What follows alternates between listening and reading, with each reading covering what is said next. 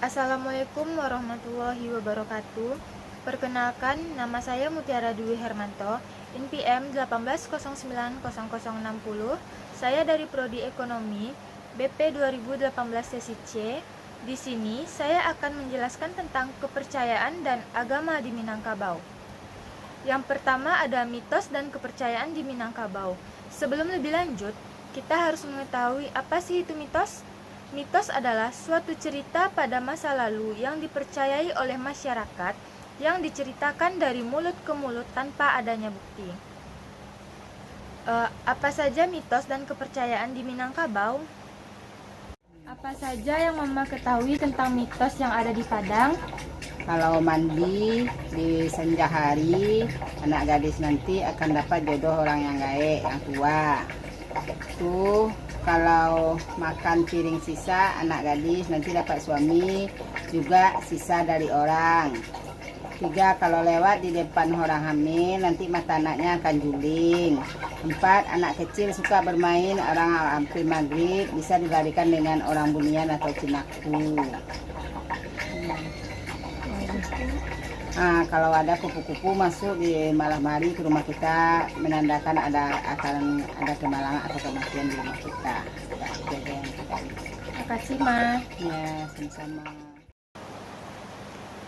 Selanjutnya, materi yang kedua, kepercayaan sebelum Islam. Di sini, sebelum Islam ada 2 kepercayaan yang dianut oleh orang Minangkabau. Yang pertama, masa praagama. Sanusi Latif menuliskan bahwa sebelum masuknya agama-agama ke Minangkabau, masyarakat Minangkabau selain menaati adat, juga menganut keyakinan para praagama, baik animisme maupun dinamisme, ataupun kepercayaan kepada makhluk-makhluk halus yang dapat membahayakan manusia, sehingga harus diberikan sesajian serta pembacaan mantra-mantra. Yang kedua ada masa Hindu-Buddha. Yang pertama masa Hindu-Brahma pada abad ke-5 Masehi. Yang kedua, agama Buddha Hinaya pada abad ke-7 sampai abad ke-10. Baik yang dibawa oleh para pedagang dari Hindustan India maupun mereka yang datang dari kerajaan Majapahit. Akan tetapi, agama Hindu-Buddha di Minangkabau tidak sekuat adat dan tidak sekuat pengaruh Hindu-Buddha di Jawa ketika Islam datang. Pengaruhnya tidaklah mendalam dan tidak meninggalkan bekas-bekas yang lama. Materi yang selanjutnya ada sejarah masuknya Islam ke Minangkabau. Islam masuk ke Minangkabau diperkirakan sekitar abad ke-7 Masehi.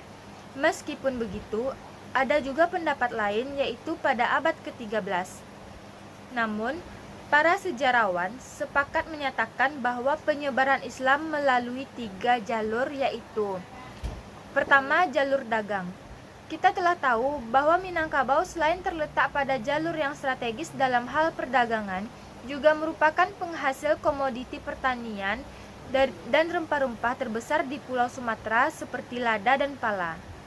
Potensi demikian mengundang minat para pedagang asing untuk memasuki dan mengembangkan pengaruhnya di Minangkabau. Dan di antara pedagang asing tersebut, ada pedagang Islam yang mereka juga menyebarkan agama Islam. Yang kedua ada penyiaran Islam. Tahap ini berlangsung pada pesisir barat Minangkabau, berada di bawah pengaruh Aceh pada tahun 1285 sampai tahun 1522 Masehi. Sebagai umat yang telah terlebih dulu masuk Islam, pedagang Aceh juga berperan sebagai mubalik. Mereka giat melakukan penyiaran dan pengembangan Islam di daerah pesisir, di mana mereka juga berdagang, terutama wilayah di bawah pengaruh Aceh, Samudra Pasai. Salah satu faktor pendorong mereka adalah hadis Rasulullah SAW yang menyatakan bahwa sampaikanlah ajaranku meskipun hanya 1 ayat. Sejak itu, Islamisasi di Minangkabau dilakukan secara besar-besaran dan terencana. Yang ketiga ada Islam dari pesisir barat terus mendaki ke daerah Darek. Pada periode ini, Kerajaan Pagaruyung sebagai pusat pemerintahan Minangkabau masih menganut agama Buddha. Namun demikian, sebagai masyarakat telah menganut Islam, pengaruhnya begitu nampak di dalam kehidupan sehari-hari. Keadaan ini bagi Pagaruyung hanya menunggu waktu memeluk Islam. Sehubungan dengan hal ini, Islam baru masuk menembus Pagaruyung setelah Anggawarman Mahadewa, sang raja, memeluk Islam. Setelah ia masuk Islam, namanya diganti dengan Sultan Alif. Maka sejak itu Pagaruyung resmi menjadi kerajaan Islam. Baiklah, hanya itu yang dapat saya jelaskan. Termohon maaf atas kurang dan lebihnya. Saya sudahi dengan wabillahi taufik wal hidayah. Assalamualaikum warahmatullahi wabarakatuh.